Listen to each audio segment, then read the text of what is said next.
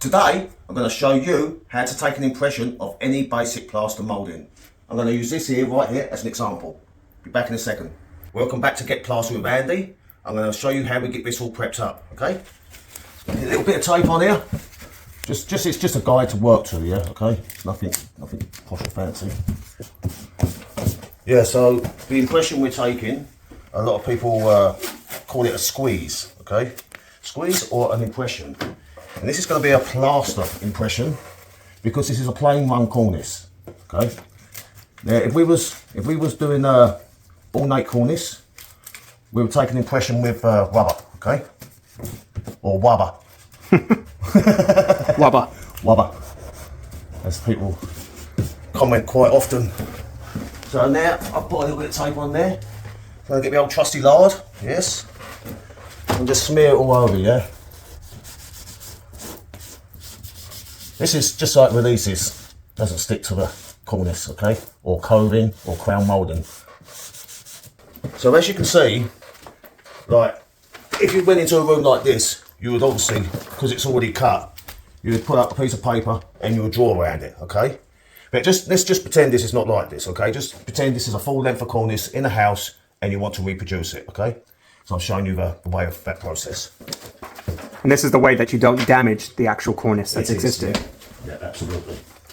I'll get a bit of old lard on my hands. So the plaster's not quite picked up fully yet, but I'm just going to brush some on here.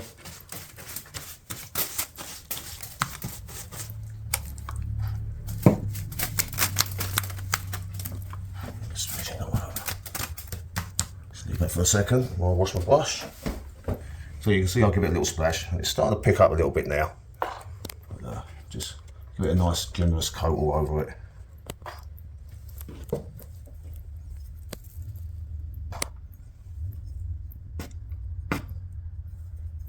It's sure nice to be back in Canada. It was fun over in England working on a big project for Knight's Plastering, and Declan got to gain a lot more experience, which is brilliant. It's sure nice to be home. I ain't seen the stars in five months. All the light pollution there. Yeah, lots of light pollution where I was staying.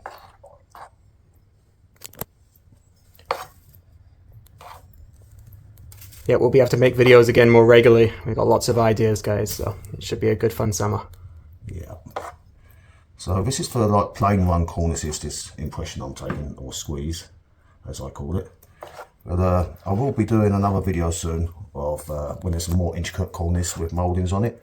I will show you how to take a rubber impression. Rubber.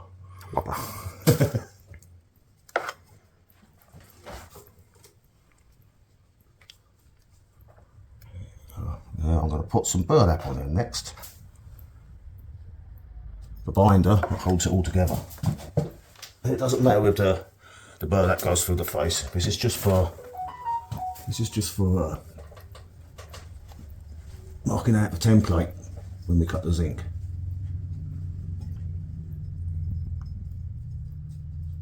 Like that. Okay. Cover up some more plaster.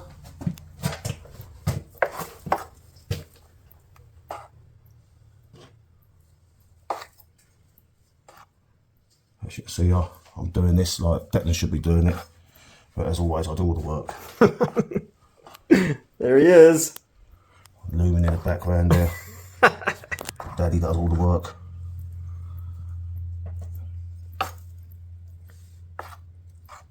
I don't mind because I love it. I could use a bigger gauging trowel. Yeah, I'm just showing you guys how to just do this simply. Yeah, and if you want to know how to mix plaster of Paris perfectly, our last video showed exactly how to do that too. So that'll be linked in the description. So you can see I want it on the wall and on the ceiling line as well, because that's very important. You'll see when I take it off in a minute why. Let's go give this a little fold in.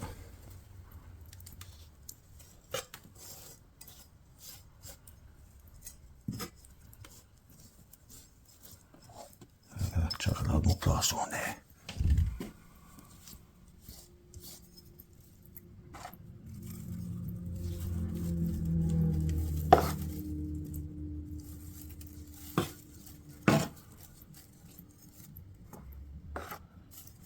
Yeah, some like if you've got a cornice like this as well, a lot of people just put a saw cut through it, and but a lot of clients don't like you doing that. Okay, even though we know how to make it good quick.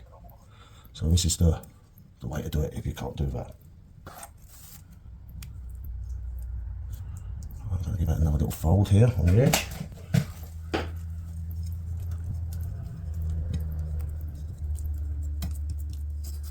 Okay, some plaster on it.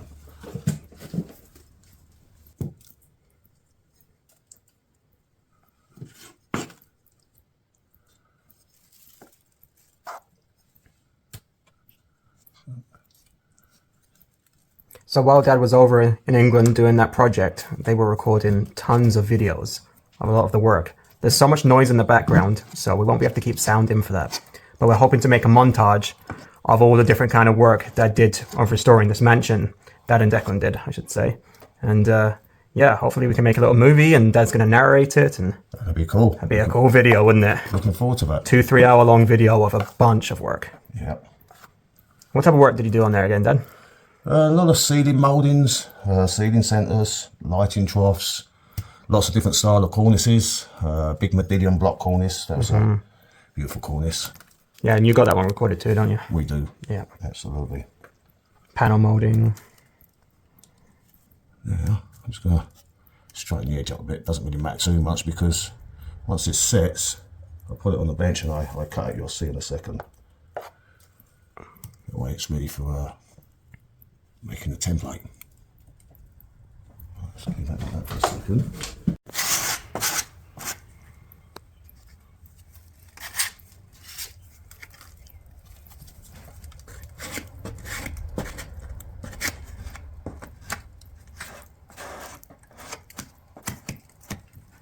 Let's get this a little clean up. I'm going to let this set.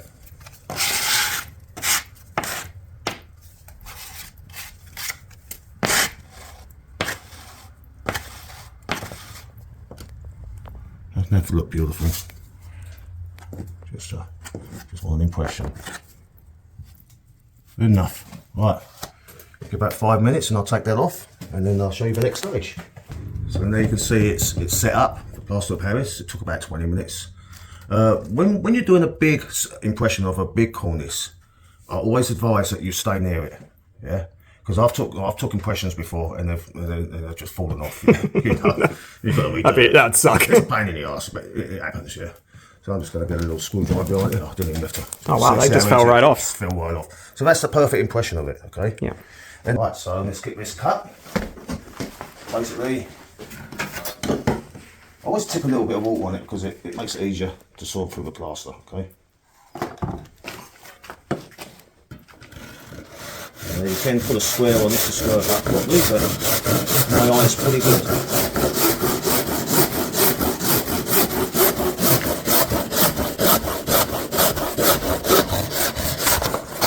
Okay, right, here we've got that cut.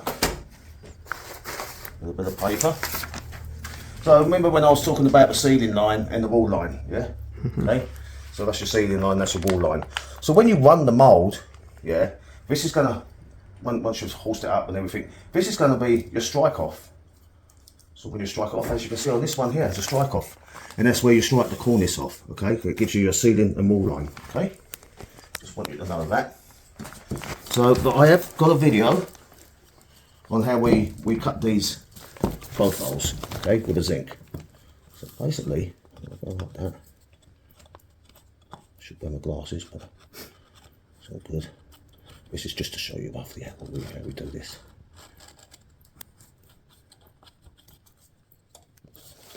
Okay, like that. So I'm going to put a C there, just so you know that's the ceiling line, okay? And then I will trace this onto a piece of zinc, okay? And then we will cut the profile like this. So in the description of this video, it will have the link to this. Okay? To how to make this template and horse. Okay, yeah. And then from that, we have another video of how we run the mould, the plaster mould. And then we seal it with shellac, okay? And then there's another video as well of how we cast this cornice, okay?